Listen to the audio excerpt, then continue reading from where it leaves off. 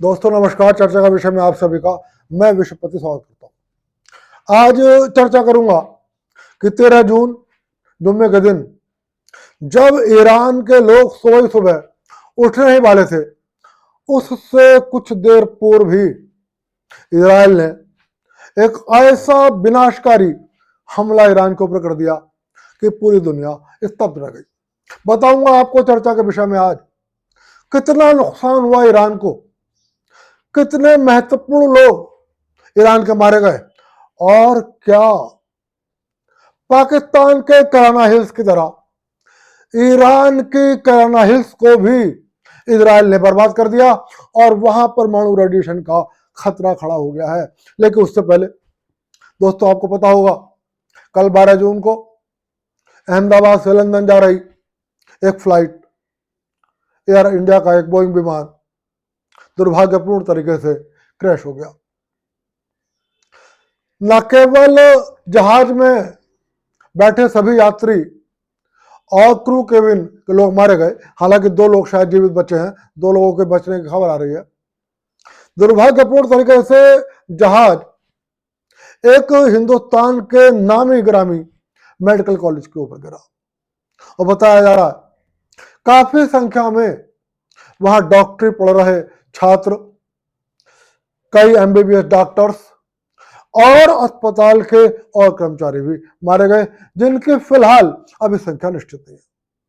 मरने वालों में हिंदू भी थे, मुसलमान भी थे और धर्मों को मानने वाले लोग भी थे। मरने वालों में भारत के नागरिक भी थे, ब्रिटेन के नागरिक भी थे, कनाडा के भी नागरिक थे और शायद यूएस के भी नागरिक थे। लेकिन दुर्भाग्यपूर्ण तरीके से कल जब सोशल मीडिया पर इस विमान दुर्घटना के ऊपर पोस्ट आ रही थी तो हिंदुस्तान में कुछ लोग लगातार लाफिंग रिएक्शन दे रहे थे। मतलब वो हंस रहे थे कि अच्छा हुआ विमान दुर्घटनाग्रस्त हो गया, अच्छा हुआ कि लोग मारे गए। फिलहाल ये उनकी मानसिकता है और इस पर मुझे कोई टिप्पणी करने का अधिकार नहीं है, लेकिन सिर्फ आपको बता रहा हूं कि हम कैसे लोगों के साथ और कैसे लोगों के बीच में रहते हैं। हालांकि यह हादसा है या साजिश, इस बारे में फिलहाल कोई टिप्पणी करना मेरे लिए गलत होगा। जो विमान विशेषज्ञ हैं, जो इस विषय के जानकार हैं, हमें उनकी प्रतिक्रियाओं की ही प्रतीक्षा करनी चाहिए।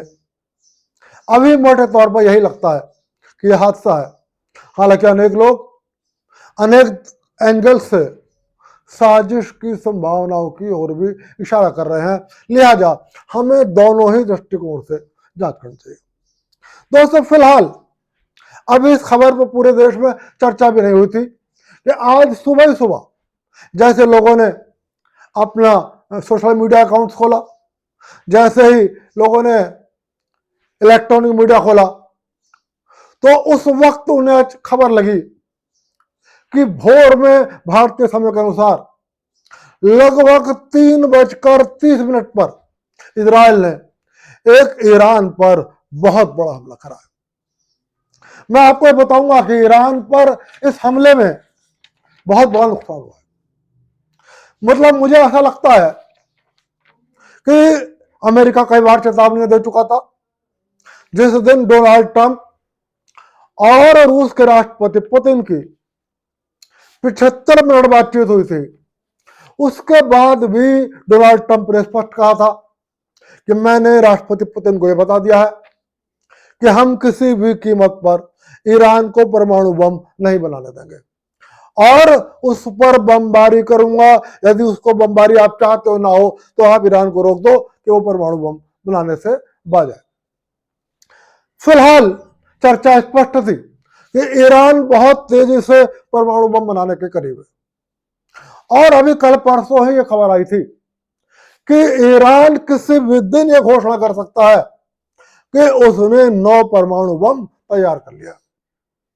इजराइल भी स्पष्ट कर चुका था कि हम किसी भी कीमत पर ईरान को परमाणु बम नहीं बनाने देंगे। इसका मतलब बहुत साफ था कि ईरान को बड़ा स्पष्ट था कि अमेरिका और इजराइल या अमेरिका या इजराइल किसी भी समय घातक हमला कर सकते हैं। मुझे नहीं पता कि ईरान ने तैयारी करी या तैयारी नहीं करी, तैयारी तो निश्चित करी होगी, लेकिन शायद ईरान की सारी तैयारियों को ईरान ने धता बता दिया। ईरान पर हमला करने के कुछ देर बाद ही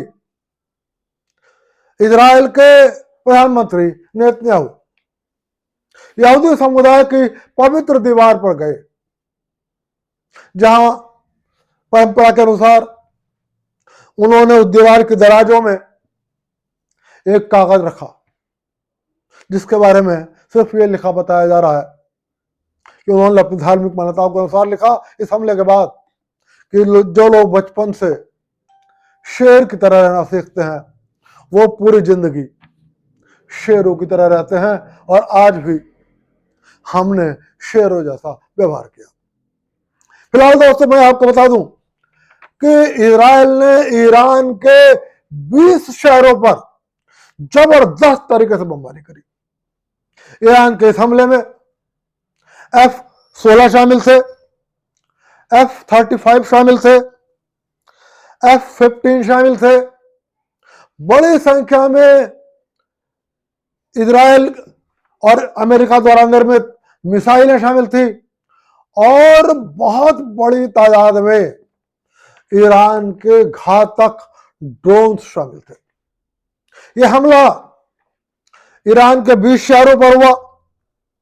इसके अलावा 8 मिलिट्री एयरबेसेस को बहुत सटीक तरीके से निशाना बनाया इजराइल ने, और ईरान की 12 न्यूक्लियर फैसिलिटी को पूरी तरीके से बर्बाद कर दिया इजराइल ने। और सिर्फ ये नहीं कि जहां उसका यूरेनियम संवर्धन प्लांट लगा हुआ था,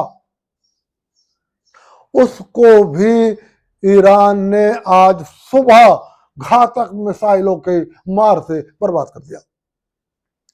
ईरान ने उसके जितने भी महत्वपूर्ण न्यूक्लियर वैज्ञानिक थे उनको भी निशाना बनाया। ईरान का हमला इतना सटीक था कि ईरान के विभिन्न महत्वपूर्ण व्यक्ति जो विभिन्न शहरों में विभिन्न ठिकानों पर बहुत आराम से सो रहे थे, उसने उन शहरों के उन खास घरों को अपना, उन खास भवनों को निशाना बनाया, और पाक ईरान के चीफ ऑफ आर्मी स्टाफ के सहित 16 महत्वपूर्ण आर्मी के पदाधिकारियों को मौत की नींद सुला दिया। सिर्फ यही नहीं, ईरान के परमाणु बम बनाने में जो 2 वैज्ञानिक महत्वपूर्ण थे, और जिन वैज्ञानिकों की वजह से यह आशंका थी कि किसी भी दिन ईरान यह घोषणा कर सकता है कि उसने परमाणु बम बना लिया है, और इतने परमाणु बम उसके पास तैयार हैं, वो दोनों परमाणु वैज्ञानिक भी आज सुबह ईरान के हमलों में मारे गए। मैं आपको बता दूं, ईरान के chief of army staff Mohammad Bagheri, ये ईरान के धार्मिक प्रमुख आयतुल्लाह खामनेई के बेहद विश्वास पात्र थे। ये 2016 से चीफ ऑफ आर्मी स्टाफ थे, और कहा यह जाता है ईरान की बैलिस्टिक मिसाइलों के वास्तुकार यही मोहम्मद बगेरी थे। आज सुबह इजराइल के हमले में ये मारे गए। इनके मारे जाने से ईरान को सैन्य रूप से बहुत बड़ा झटका लगा है। सिर्फ यही नहीं मारे गए, जो इनके उप सेना प्रमुख थे, deputy chief of army staff थे, जो एक सेपरेट बिल्डिंग में थे, उनको भी ईरान ने अपने अचूक निशाने का शिकार बना दिया। इसके अलावा खातम अल अंबिया के कमांडर गुलाम अली रशीद, इनको भी ईरान का सैन्य दृष्टिकोण से बेहद महत्वपूर्ण कमांडर बताया जाता है। ये भी आज सुबह, आज भोर ईरान के हमले में मारे गए। तीसरे एक बहुत महत्वपूर्ण व्यक्ति, ये ईरान के परमाणु ऊर्जा आयोग के पूर्व प्रमुख थे। इनका नाम है डॉक्टर फरडीन अब्बासी, और इनके साथ थे परमाणु वैज्ञानिक मोहम्मद मेहदी तेहरानची। ये दोनों ईरान के परमाणु बम बनाने के आत्मा थे, और कहा जा रहा है कि यही दोनों वैज्ञानिक थे, डॉक्टर फरडीन अब्बासी और मोहम्मद मेहदी तेहरानची, जो किसी दिन भी आयतुल्लाह ख़ोमेनी कोई बात बता सकते थे कि हमारे परमाणु बम तैयार है। दोनों डिफरेंट बिल्डिंग्स में आराम कर रहे, सोए हुए थे। इजराइल के पास पुख्ता सूचनाएं थी, हालांकि ईरान इनको बेहद गोपनीय स्थानों पर रखता है। कहते हैं ईरान के प्रधानमंत्री के लिए भी इनसे मिलना आसान नहीं है। ईरान के बड़े बड़े सैन्य अधिकारियों को यह नहीं पता होता कि डॉक्टर फरडीन और मोहम्मद मेहदी तेहरानची आज कहां पर सोएंगे, इनसे कहां पर मुलाकात होगी। दोनों को इतना गोपनीय रूप से रखा जाता है। लेकिन इजराइल की खुफिया एजेंसी मोसाद के पास पल पल की सूचना थी कि आज ये कहां सो रहे हैं, उसकी एग्जैक्ट लोकेशन क्या है। और आज सुबह 3:30 पर जब इजराइल ने हमला किया तो ये दोनों परमाणु वैज्ञानिक मारे गए। यानी कि आज सुबह के हमले में ईरान के दोनों परमाणु वैज्ञानिक भी मारे गए। ईरान के 8 मिलिट्री एयरबेस भी बर्बाद कर दिए गए, और ईरान के वो 12 न्यूक्लियर फैसिलिटी सेंटर जो थे, जो डिफरेंट शहरों में थे, उनको भी तबाह कर दिया गया। और जहां पर ईरान अपने यूरेनियम को संवर्धित कर रहा था, एनरिचमेंट कर रहा था, उस फैसिलिटी को भी बर्बाद कर दिया। तो क्या इजराइल ने ईरान के कराना हिल्स को भी खत्म कर दिया? आपको पता होगा कराना हिल्स पाकिस्तान में। मैं कई बार आपसे इस बारे में कह चुका हूं। अब पूरी दुनिया इस बात को मानती है कि भारत की सेना ने अपनी ब्रह्मोस मिसाइलों से नूर खान एयरबेस और कराना हिल्स में जो बर्बादी करी है, उस बर्बादी ने अमेरिका को भी हिलाकर रख दिया। इसी तरीके से एक शहर था नतांज, यहां पर ईरान ने न्यूक्लियर अपना रिएक्टर लगा रखा था, और यहीं पर ही यूरेनियम एनरिचमेंट किया जा रहा था। यह ईरान की बेहद सुरक्षा इलाके में था। कहते हैं ईरान में इस समय या तो उन 2 परमाणु वैज्ञानिक डॉक्टर फरडीन और डॉक्टर तेहरानची की सुरक्षा थी, या नतांज शहर सुरक्षा के दायरे में था। मतलब आप ईरान के धार्मिक प्रमुख आयतुल्लाह ख़ामेनी को ढूंढ सकते हो, आप ईरान के chief of army staff Mohammad Bagheri को ढूंढ सकते थे, आप ईरान के प्रधानमंत्री को ढूंढ सकते थे, लेकिन आप ईरान के नतांज शहर में घुसने की हिम्मत नहीं कर सकते थे। यह ईरान का कराना हिल्स था, जहां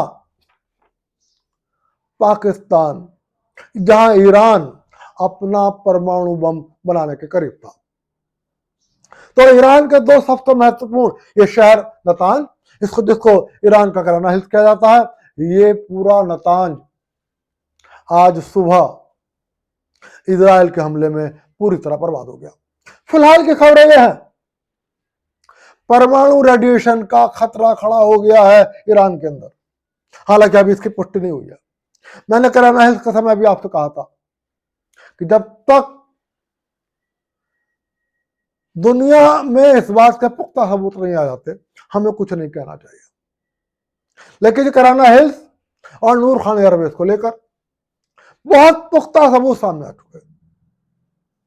अमेरिका के बड़े बड़े अधिकारी इस बात को मान चुके हैं, अमेरिकन इंटेलिजेंस मान चुकी है, पाकिस्तान के तमाम लोग मान चुके हैं और पूरी दुनिया मान चुकी है। तभी मैंने आपसे कहा कि भारत की सेनाओं ने पाकिस्तान के परमाणु गरूर को ध्वस्त कर दिया। फिलहाल ये तो निश्चित है कि इजराइल ने आज के हमले में ईरान के परमाणु गरूर को ध्वस्त कर दिया। लेकिन क्या ईरान में परमाणु रेडिएशन का खतरा खड़ा हो गया है, इस बारे में मैं सिर्फ यही कहूंगा, आशंका है। अभी मैं इस बात की पुष्टि नहीं कर रहा हूं कि वहां पर परमाणु हमला हो गया है। दोस्तों, फिलहाल ईरान ने सिर्फ ये कहा है, और जो जैसे कि उम्मीद थी कि वो ऐसा हमला करेगा जो इजराइल याद रखेगा। और अभी जब मैं वीडियो बना रहा हूं, लगभग इस वक्त 2:20 हो रहे हैं, अभी अभी का समाचार है कि ईरान ने बहुत बड़ी संख्या में इजराइल पर ड्रोन हमला किया है। लेकिन फिलहाल की रिपोर्ट यह है कि लगभग सभी ड्रोन्स को इजराइल ने मार गिराया है, और यदि कोई नुकसान पहुंचेगा तो फिलहाल अभी उसके खबर आने में कुछ देर लगेगी। ईरान ने कहा कि वो इसका जवाब सिर्फ इजराइल को ही नहीं देगा, अमेरिका को भी देगा। हालांकि अमेरिका ने स्पष्ट कर दिया कि आज सुबह जुम्मे की भोर की नमाज से कुछ देर पहले ईरान पर जो हमला इजराइल ने किया है वो अमेरिका की जानकारी में नहीं था और अमेरिका को सूचित भी नहीं किया गया था। लेकिन हाथी के दांत खाने के और दिखाने के और होते हैं। ऐसा हो ही नहीं सकता कि इजराइल ने अमेरिका को सूचित ना किया हो। फिलहाल अमेरिका को आशंका है कि इजराइल कोई कार्रवाई कर सकता है, क्योंकि ईरान कोई कार्रवाई कर सकता है, क्योंकि ईरान ने कहा है कि वो अमेरिका के किसी भी ठिकाने पर जो उसके पहुंच में होगा, वो चाहे अमेरिका में हो या किसी और देश में हो या समुद्र में हो या किसी अरब देश में हो या इजराइल में हो, उसको निशाना बनाने का पूरा प्रयास करेगा। वो इजराइल को निशाना बनाने का पूरा प्रयास करेगा। और अब से कुछ देर पहले की खबर है कि अमेरिका के राष्ट्रपति डोनाल्ड ट्रंप ने नेशनल सिक्योरिटी काउंसिल की आपात बैठक बुलाई है। दुनिया के लोग तरह तरह की आशंका व्यक्त कर रहे हैं। लोग यह भी कह रहे हैं कि अब यह युद्ध परमाणु की ओर जा रहा है। दोस्तों, फिलहाल मैं यही कहूंगा कि जिस तरीके से राजनीतिक पंडितों का यह अनुमान है कि आने वाला कुछ साल, बहुत नहीं बस ये 3 या 4 साल, आने वाला कुछ समय बेहद संकटों से भरा है। और जिस तरीके से विभिन्न ज्योतिषी ये कह रहे हैं कि अगले 1000 दिन बहुत ज्यादा संकटों से भरे हुए हैं, दुनिया में बहुत सारे देशों की सीमाएं बदलेंगी, उसी ओर दुनिया जा रही है। इस विषय पर मैं अभी और आपसे चर्चा करूंगा कि ईरान को और कितना नुकसान पहुंचा और ईरान ने कितनी कार्रवाई की है। लेकिन फिर भी यह कहूंगा आज फिर, हालांकि भारत के लिहाज से यह बहुत अच्छा नहीं है, क्योंकि भारत के संकटों के समय हर समय मदद करता रहा है इजराइल। लेकिन भारत और ईरान भी कहीं तक आपस में थोड़े से संबंध ठीक है। और हालांकि पाकिस्तान ने इस दौरान लगातार ईरान का समर्थन लेने का प्रयास किया। किसी हद तक ऐसा लगा भी कि ईरान पाकिस्तान की ओर जा सकता है, लेकिन वो गया नहीं था। और जो ईरान के आर्मी चीफ ऑफ स्टाफ आज सुबह मारे गए, अभी 10 दिन पूर्व ही पाकिस्तान के आर्मी चीफ आसिम मुनीर ने इनसे मुलाकात की थी। आज की चर्चा यहीं खत्म कर रहा हूं और चर्चा के विषय में फिर मिलूंगा आपसे। ये एक बहुत गंभीर लड़ाई की ओर दुनिया जा रही है और इस विषय पर लगातार आपसे चर्चा करूंगा। कई दिन चर्चा करनी पड़ सकती है।